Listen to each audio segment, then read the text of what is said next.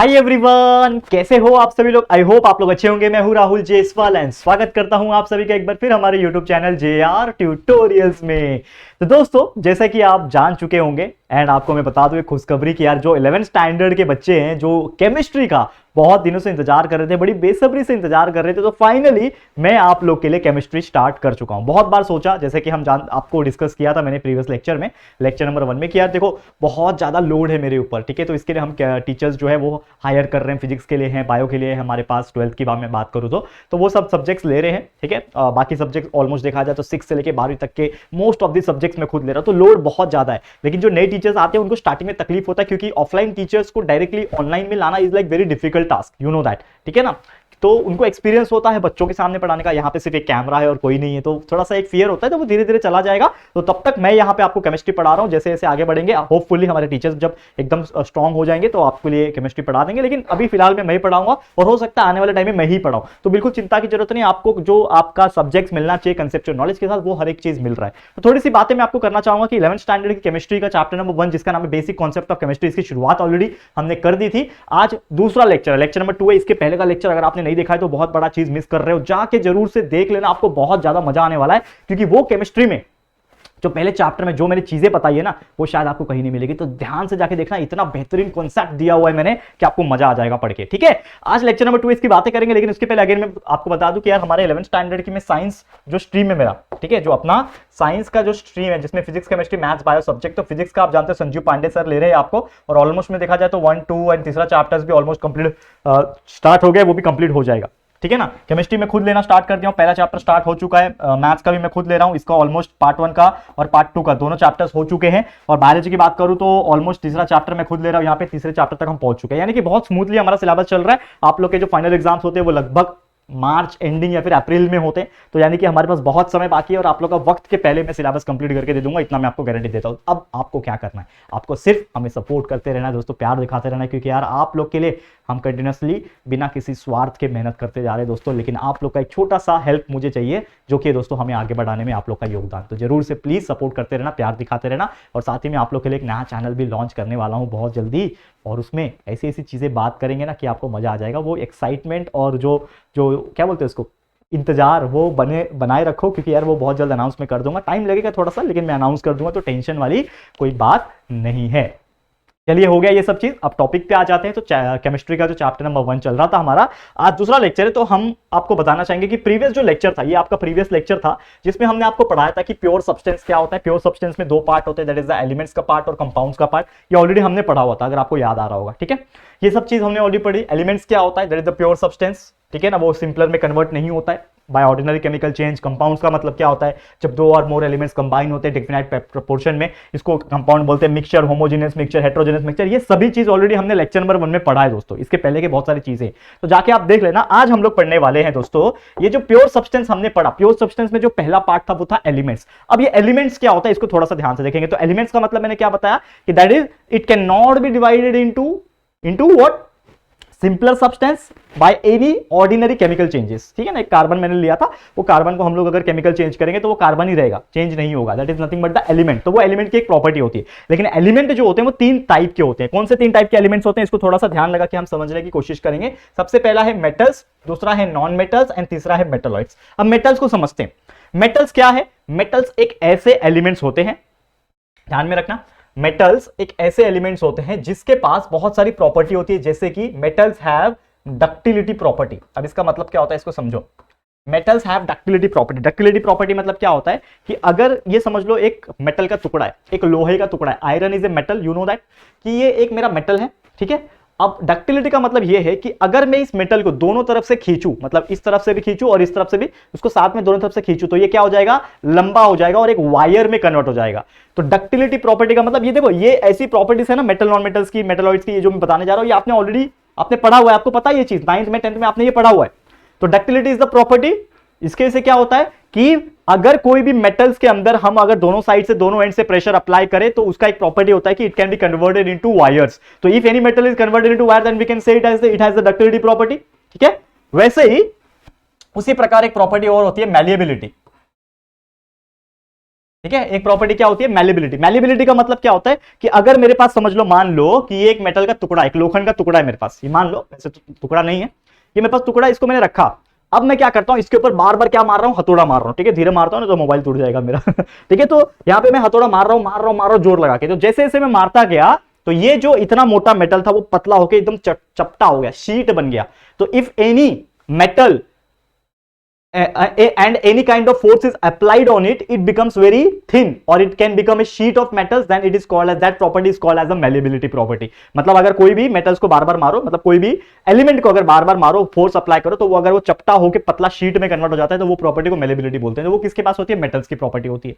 ठीक है, और भी प्रॉपर्टी होती है, जैसे कि अगर मैं बात करूं एक होता है सोनोरिटी प्रॉपर्टी। सोनोरिटी का मतलब क्या होता है, एक पर्टिकुलर साउंड होता है। जैसे आपने घंटी सुना होगा, घंटी की आवाज, तो वो एक मेटल है, इसके लिए उसकी साउंड बहुत मधुर आती है। लेकिन कोई नॉन मेटल ले लो, जैसे प्लास्टिक, प्लास्टिक वैसे तो कोई एलिमेंट है ही नहीं, लेकिन एक नॉन मेटल ले लो, लेट्स सपोज कार्बन ले लो, कार्बन मतलब कोयला, कोयला ले लो, उसके ऊपर मारो तो टन टन की आवाज आती है क्या, नहीं। तो that is the property of metals only. Metals के अंदर ही ऐसी साउंड आती है जिसको सोनोरिटी बोलते हैं। तो ऐसे कई सारे प्रॉपर्टी है, ये सब आप लोग पढ़ चुके हैं ऑलरेडी। अगर मैं बताने जाऊं तो मैं थक जाऊंगा, इतनी सारी प्रॉपर्टी है। ठीक है ना, डक्टिलिटी, मैलिबिलिटी, सोनोरिटी, हार्डनेस होती है, ये सभी चीज प्रॉपर्टी होती है। मेटल्स जो होते हैं ना काफी ज्यादा हार्ड होते हैं एज कंपेयर टू, हार्डनेस होती है। क्या होती है दोस्तों, इसके अंदर हार्डनेस की प्रॉपर्टी होती है। ठीक है ना, तो ऐसे बहुत सारी प्रॉपर्टी होती है। एग्जांपल्स की बात करें, मेटल्स कौन कौन से एग्जांपल है, जैसे आयरन हो गया, ठीक है ना, फेरस जिसको बोलते हैं, एल्यूमिनियम हो गया। ठीक है ना, उसके अलावा अगर मैं बात करूं और भी बहुत सारे एलिमेंट्स हैं, जितने एलिमेंट्स आप देखोगे तो आप मतलब थक जाओगे, लेकिन एलिमेंट्स जो है वो खत्म नहीं होंगे। दैट इज सोडियम हो गया, मैग्नीशियम हो गया, ठीक है ना, ये सभी क्या होते हैं, एक्सेट्रा डाल देता हूं, ये सभी क्या है, मेटल्स है।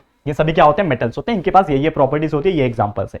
वही मैं बात करूं नॉन मेटल्स की, तो नॉन मेटल्स के अंदर ऐसी प्रॉपर्टीज होती है जो मेटल्स के बिल्कुल उल्टा होता है। जैसे कि यहां पे कोई भी डक्टिलिटी नहीं होती है, ये काफी ज्यादा ब्रिटल होते हैं। ब्रिटल मतलब क्या होता है कि जैसे कोई भी आप नॉन मेटल ले लो, उसके ऊपर हथौड़ा मार दो तो वो एकदम चकनाचूर हो जाएगा, टूट के बिखर जाएगा। जैसे कार्बन, कोयला ले लो, उसके ऊपर एक हथौड़ा मार दो तो एकदम टूट के पाउडर बन जाएगा। That is nothing but the brittleness की प्रॉपर्टी, ब्रिटल होता है।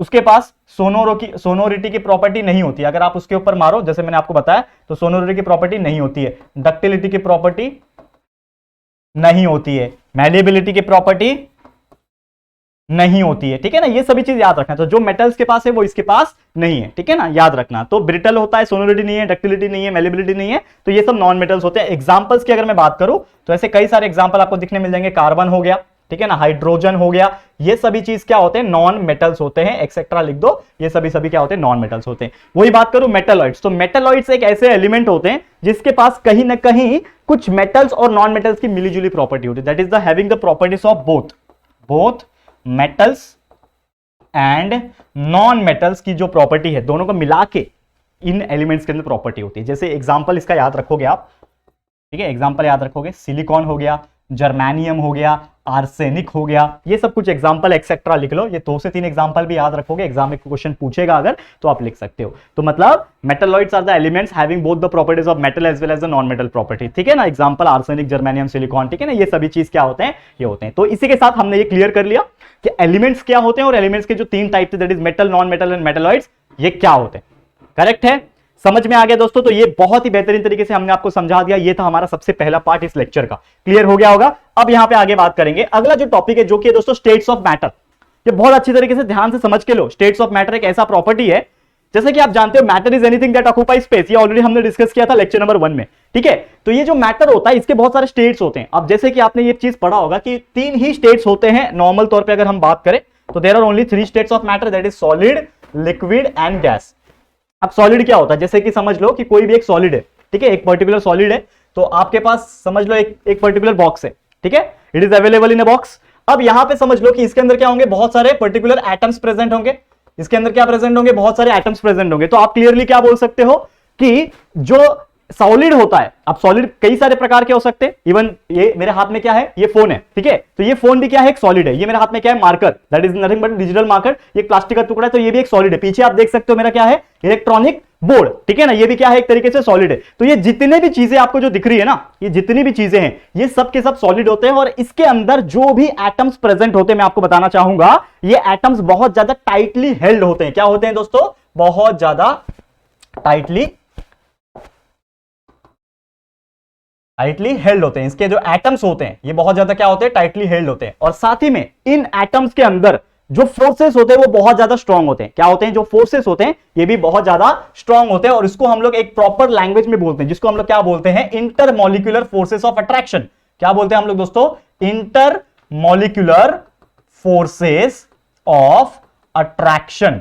और आपको मैं एक चीज बताना चाहूंगा कि ये जो सॉलिड्स होते हैं, दुनिया में जितने भी सॉलिड्स है, सभी के जो एटम्स होंगे बहुत ज्यादा कॉम्पैक्ट होंगे, बहुत ज्यादा टाइटली हेल्ड होंगे, और साथ ही में जो इसके अंदर लगने वाला जो फोर्स है, जिसको हम लोग क्या बोलते हैं? इंटरमॉलिक्यूलर फोर्सेस ऑफ अट्रैक्शन, ये क्या होगा दोस्तों? बहुत ज्यादा स्ट्रांग होगा। तो हम लोग क्या बोल सकते हैं कि जो सॉलिड होता है उसके अंदर intermolecular forces of attraction are very strong.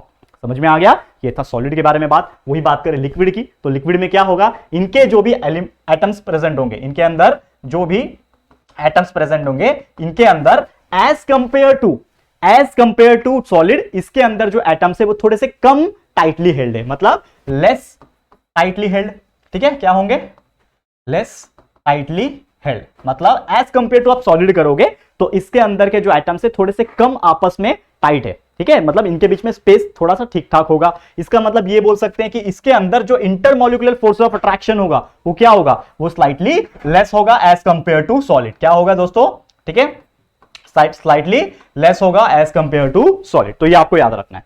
ठीक है, समझ में आ गया? अब जो तीसरा चीज है, that is the states of matter का थर्ड जो पार्ट है, that is nothing but the gas. अब गैस के अंदर क्या होगा कि जितने भी इसके अंदर जो एटम्स होंगे, या फिर मैं बोल सकूं मॉलिक्यूल्स जो होंगे, ये बहुत ज्यादा आपस में क्या होंगे? डिस्टेंस पे होंगे। तो हम लोग क्या बोल सकते हैं कि इनके अंदर जो एटम्स है वो बहुत ज्यादा वेरी वेरी लेस, ठीक है ना, very very less tightly held, बहुत कम। मतलब आप देखोगे तो समझ लो ये मेरा रूम है, यहां पे हम रिकॉर्डिंग कर रहे हैं, यहां पे जो गैस प्रेजेंट होगा उसके जो मॉलिक्यूल्स होंगे, हो सकता है इस कोने में एक हो, उस कोने में एक हो, इस कोने में एक, तो हर जगह ये फैले हुए, लेकिन इनके बीच में जो स्पेस प्रेजेंट है काफी ज्यादा है। तो हम लोग क्या बोल सकते हैं कि इनके बीच में भी जो इंटरमॉलिक्यूलर फोर्स ऑफ अट्रैक्शन होगा वो क्या होगा? It is very very less. ठीक है, तो इससे आपको एक चीज समझ में आ गया कि सॉलिड्स क्या है, इनके बीच में जो इंटरमॉलिक्यूलर फोर्स ऑफ अट्रैक्शन जो होगा एटम्स के बीच में, इट इज वेरी स्ट्रांग। इसके लिए बहुत ज्यादा टाइट होते हैं एक दूसरे से, मतलब इसके लिए कड़क है ना, वो सॉलिड है।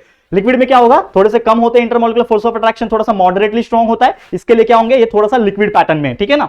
अब गैस में क्या होगा? बहुत ज्यादा वीक है, बहुत ज्यादा intermolecular force of attraction weak है, दैट्स व्हाई इसका जो स्पेसिंग है बहुत ज्यादा है, इसके लिए क्या है? ये गैस है। समझ में आ गया? तो यही तीन स्टेट्स ऑफ मैटर जो है वो आपको पढ़ना है, that is solid, liquid and gas. लेकिन मैं आपको बता दूं इसके अलावा और भी स्टेट्स ऑफ मैटर होते हैं, लेकिन हम उसके बारे में ज्यादा नहीं पढ़ते, क्योंकि वो अगर आप पढ़ोगे तो आप साइंटिस्ट बन जाओगे, तो वो अभी फिलहाल नहीं पढ़ना है, that is plasma and space. ये आपको नहीं पढ़ना है, ठीक है ना, फिलहाल में। अभी 11th स्टैंडर्ड में हो तो कोई चिंता की बात नहीं है। ठीक है, ये हो गया, समझ में आ गया। अब हम जाएंगे नेक्स्ट टॉपिक के ऊपर। तो ये था स्टेट्स ऑफ मैटर का प्रॉपर्टीज, जितने भी चीजें थी सॉलिड, लिक्विड एंड गैस के अंदर, मैंने आपको पढ़ा दिए। करेक्ट है, समझ में आ गया। अब जाते हैं हम लोग नेक्स्ट टाइप के एग्जांपल की तरफ, जिसका नाम है प्रॉपर्टीज ऑफ मैटर। मैटर क्या था समझ लिया, कौन कौन से टाइप के मैटर से समझ गया, अब इसके प्रॉपर्टीज क्या है इसको समझो। प्रॉपर्टीज ऑफ मैटर क्या बोलता है कि मैटर जो होता है, कोई भी चीज अगर होती है तो उसके दो टाइप की प्रॉपर्टी होती है। क्या दो टाइप की प्रॉपर्टी हो सकती है? एक होता है बाहर से दिखने के लिए प्रॉपर्टी, जैसे एक इंसान होता है ना, बाहर से दिखने में अरे यार बहुत गुड लुकिंग है, ठीक है ना, फीमेल्स होती है क्या, बहुत अट्रैक्टिव फीमेल है, बहुत ब्यूटीफुल फीमेल है, हम लोग बोलते हैं ऐसा, that is nothing but what? Physical appearance. लेकिन कुछ ऐसे भी आपको इंसान देखने मिल जाएंगे, बाहर से बहुत खूबसूरत है, हैंडसम लड़का है, लड़की खूबसूरत है, लेकिन अंदर ही अंदर क्या होते हैं? बहुत खराब होते हैं, उनका नेचर अच्छा नहीं होता है। That is nothing but what? Chemical properties. तो यहां पे दो तरीके की प्रॉपर्टीज होती है कोई भी मैटर के अंदर। एक होता है फिजिकल प्रॉपर्टीज की बाहर से भैया वो दिखने में कैसा दिख रहा है, और एक होता है उसके अंदर की property, that is nothing but chemical composition या फिर केमिकल प्रॉपर्टीज। करेक्ट है। अब ये दोनों चीज क्या है इसको थोड़ा सा और डिटेल में जानेंगे हम लोग, ध्यान से देख लेना, ठीक है।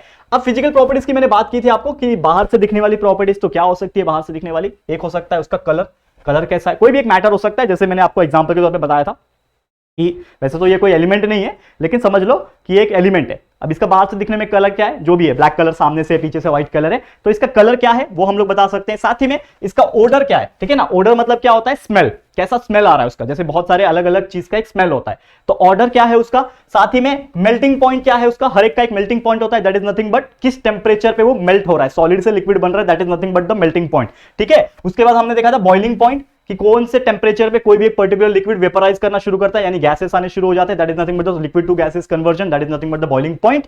आपको बताया था मैंने वाटर का मेल्टिंग पॉइंट, बॉइलिंग पॉइंट क्या होता है, 100 डिग्री सेल्सियस।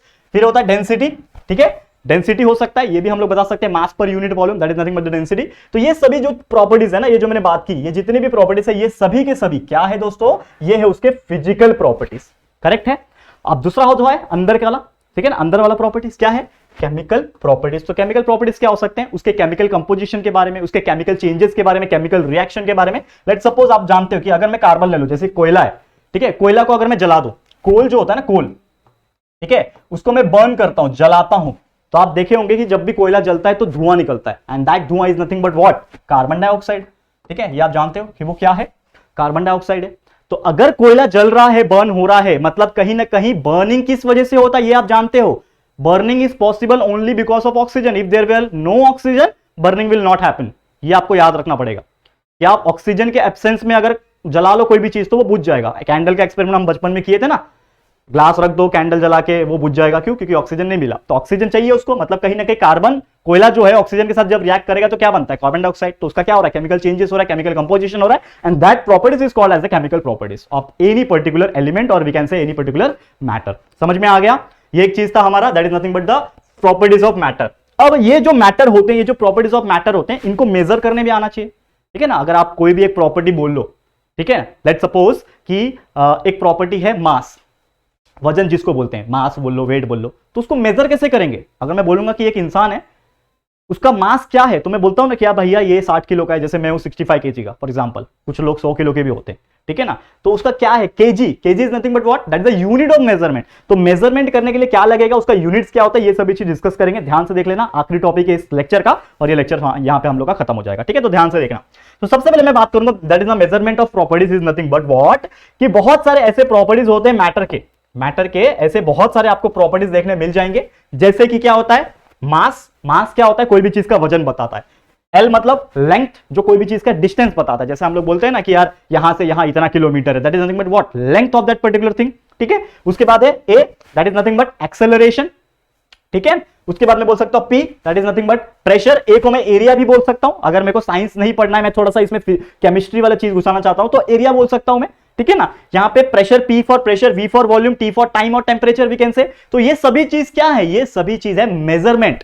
ये क्या है? प्रॉपर्टीज ऑफ मैटर के जो है ये मेजरमेंट है। मास मेजर करेगा, लेंथ मेजर करेगा, एरिया मेजर हम करते हैं, तो ये सभी चीज क्या है? उसके मेजरमेंट है। अब यहां पे मैं कुछ और चीज आपको बताने की कोशिश करूं कि ये जो मेजरमेंट हो रहे हैं, इसको मेजर करने के लिए एक चीज की जरूरत है। वो चीज एक्चुअल में क्या है? उसको हम लोग बोलते हैं यूनिट। तो यूनिट का एक डेफिनेशन मैं आपको बताना चाहूंगा। ये जो यूनिट की मैं बात कर रहा हूं दोस्तों, देखो ध्यान से, ये जो यूनिट की, ये जो मैं बात कर रहा हूं, यूनिट का एक डेफिनेशन होता है। हमारे डेफिनेशन बुक के हिसाब से अगर मैं बात करूं, क्या बोलता है कि the arbitrary and universally accepted standards are called as the units. ठीक है ना? देखो, अगर मुझे लेंथ मेजर करना है तो मैं क्या करूंगा? एक इंच टेप ले लूंगा, उससे मेजर करूंगा। ठीक है, तो समथिंग आएगा, मीटर में आएगा, किलोमीटर में आएगा, समथिंग आएगा। तो ये जो मैं बोल रहा हूं सेंटीमीटर ले लो, मीटर ले लो, किलोमीटर ले लो, ये है क्या? इसको मैं क्या बोलूंगा? That is nothing but the unit. तो एक प्रॉपर नाम देने के लिए हम लोग ने उसका नाम रखा है unit, that is nothing but arbitrary and universally accepted. कहीं पे भी जाओगे उसको एक्सेप्ट किया जाएगा। आप बोलोगे कि ये 10 किलोमीटर है, तो दुनिया में किसी भी कोने में चले जाओ, 10 किलोमीटर का मतलब वो 10 किलोमीटर ही रहने वाला है, वो चेंज नहीं होने वाला है, and that is nothing but the unit. Correct है? तो यूनिवर्सली एक्सेप्टेड स्टैंडर्ड है, ये एक स्टैंडर्ड बनाया गया है हमारे सो कॉल्ड जो पहले साइंटिस्ट रहे हैं उन्होंने बनाया, फिजिसिस्ट जो है उन्होंने बनाया। अब ये जो यूनिट्स होते हैं वो 3 प्रकार के होते हैं। कौन कौन से 3 प्रकार होते हैं? एक होता है आपका सीजीएस यूनिट, ठीक है, दूसरा होता है आपका एफपीएस यूनिट, और तीसरा होता है एमकेएस। इसको थोड़ा सा और डिटेल में जानेंगे। सीजीएस की मैं बात करूं तो सीजीएस का मतलब होता है सेंटीमीटर, सी का मतलब होता है सेंटीमीटर, जी का मतलब होता है ग्राम, ठीक है, और एस का मतलब होता है सेकंड।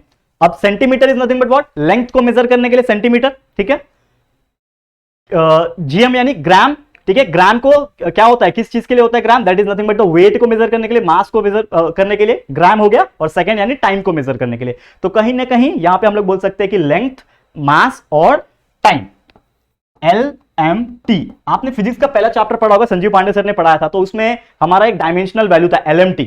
करेक्ट है? याद आ रहा होगा आपको डायमेंशनल वैल्यू, तो यही LMT है। यहां पे देखो कहीं ना कहीं आपको पता चला ना कि ये सब्जेक्ट्स आपस में इंटरकनेक्टेड क्यों होते हैं, हमें क्यों एक ही साथ पीसीएम भी पढ़ना होता है। चलो बायो तो बिल्कुल अलग हो गया, लेकिन पीसीएम जो होता है वो कहीं ना कहीं आपस में इंटरलिंक होते हैं। और जो बच्चा डायरेक्ट केमिस्ट्री पढ़ रहा होगा और फिजिक्स उसने नहीं पढ़ा होगा तो LMT का मतलब नहीं समझेगा वो, लेकिन जिन्होंने फिजिक्स का पहला चैप्टर पढ़ा होगा उसको समझ में आ रहा होगा कि मैं किस चीज की बात कर रहा हूं। तो that is number the length, mass and temperature, ठीक है, और time we can say, not temperature, time, ठीक है। वैसे एफपीएस क्या है?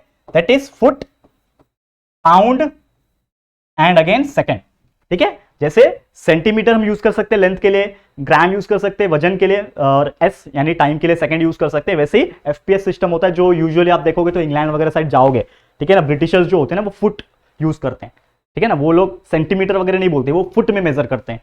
पी मतलब पाउंड, अगर किसी चीज का वजन बताना है तो लोग पाउंड बोलते हैं। आपने WWE देखा होगा, ठीक है। तो WWE में कोई भी रेसलर का नाम जब अनाउंस करते हैं, John Cena, Roman Reigns announce करते हैं, तो लोग क्या बोलते हैं 225 पाउंड्स। तो ये जो पाउंड्स बोल रहे हैं दैट इज नथिंग बट उनका यूनिट है वो। हम लोग क्या बोलेंगे कि ये भैया 50 किलो का है, हम लोग किलो यूज करते हैं, केजी आएगा वो भी टॉपिक।